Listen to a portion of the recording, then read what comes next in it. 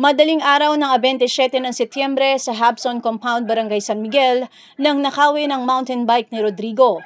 Ayon sa kanya, napag-alaman na lamang niya na wala na ang bisikleta pagkagising sa umaga. Mag-Merkules, madaling araw, 27. Gising ko ng umaga ng Merkules, alas 6. Pag tingin ko, wala na yung bike ko. Banda po sa dulo. Tabi ng bahay, tsaka tabi ng motor ko rin. Walang kadena kasi may aso naman, tsaka nakadikit naman yung motor ko sa Pandemic pa to, 2020. Kaya maano sa itong bike na to eh. Kaya malaking hirap sa akin ngayon. Naglalakad tuloy ako pagpasok, pag-uwi. Pag-gising ko ng umaga, kasi sa umaga kasi nagwawalis ako. Harap ng bahay namin. Yung pag-gising ko, wala na yung bike ko, tinignan ko ang anak ko.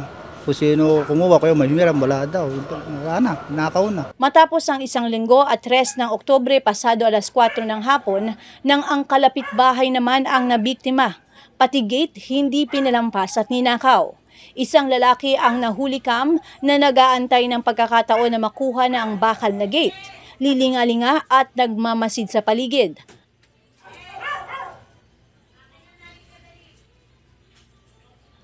Nang magkaroon ng tsansa ay kinuha na nga nito ang gate at binitbit.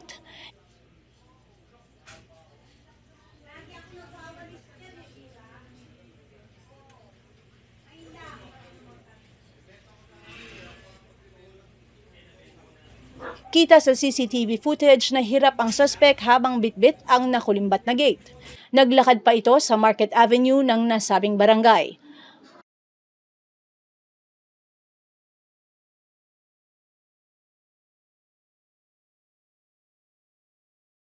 Galit na galit ang biktima na ikinuwento ang pangyayari. Nanakawan po ako kahapon ng October 3, 2023, alas 4:51. Hapon po, oo, na magugulat ka, 5 ng hapon, ang daming tao. Paligid-ligid siya rito, hindi alam ng mga kapitbahay ko na hindi pala taga rito. Kasi nga po, may mga labas-pasok dito dahil may mga bagong nakatira dito.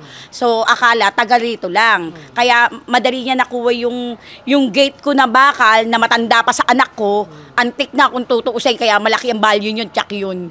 Yun nga po, nakuha niya, so nilabas niya ng walang katakot-takot dito sa kahabaan ng looban namin, hanggang dulo, nakita sa CCTV ng barangay na inilalabas niya. Hawak-hawak niya na paangat na ganon, pero nahirapan siya kasi mabigat yun eh. Talagang solid kasi yung bakal na yun. So pagdating sa labas, mga 5:02 nasa labas, mga 5:17 nasa na siya, kanto na siya ng Petron doon. So pagdating doon, nahagip pa rin ang CCTV ng barangay, pakanan na siya. So doon na lang nagtatapos yung camera ng barangay, doon sa may papuntang Mercedes Avenue. Doon hindi na nahagip, pero hanggang terminal na Mersantoda, nakuha na pa siya na bit-bit niya. Nai-report na ang insidente sa barangay at panawagan ng mga biktima na maaksyonan ang pangyayari. Hiling nila na mabigyang pansin ang seguridad sa kanilang lugar. Nagpunta ako sa barangay para magpa-blatter. Yung pa-blatter naman kami, tsaka tuming sa CCTV ng barangay, yun nga. Nanakaw na yung bike ko. Pagkakadam na patagot sa barangay, wala naman nangyari. Hindi rin nahanap yung tao. Muntik na kami magkasalisi, sayang at hindi kami nagkasalubong kasi 5:30 umuwi pa ako para lang mag-rubber shoes dahil may aatenan ako Zumba. Hindi ko naman napansin na wala na dyan kasi napakatagal na yun na nakatambay dyan. So parang hindi ko na napapansin siya. Kung tutuusin, hindi siya ganong mahalaga.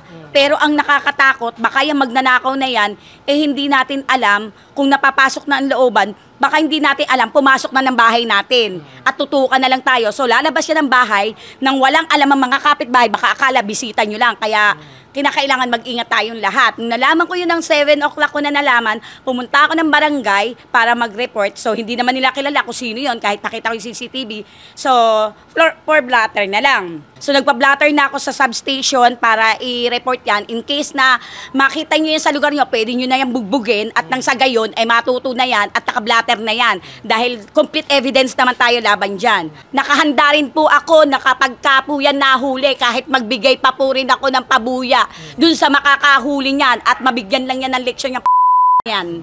In-upload ko agad yan lahat. So sa mga kaibigan ko, sabi ko ikalat para sumikat naman siya.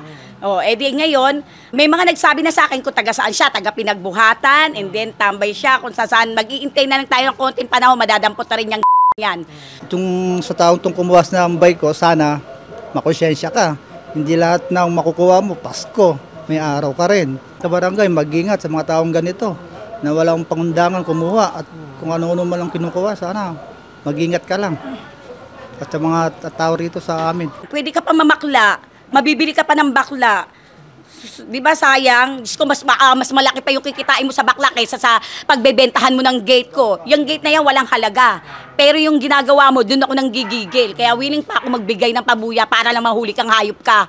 At yung kasabwat mo nang ano mo. Tiyak may kasabwat kang okay. So sa mga kapitbahay ko, ang inaano ko lang, o hindi man kapitbahay ko, sa ibang lugar man, maging alerto po kayo sa mga pumupunta sa looban nyo, kailangan interviewin nyo o anuhin nyo kung sino talaga pinupuntahan, alamin nyo, dahil nagpapanggap siya na kunyari isa dito sa kapitbahay nyo pero hindi naman. Matakot tayo sa pwede pang gawin yan, na maliit na bagay na gagawa niyang pumasok.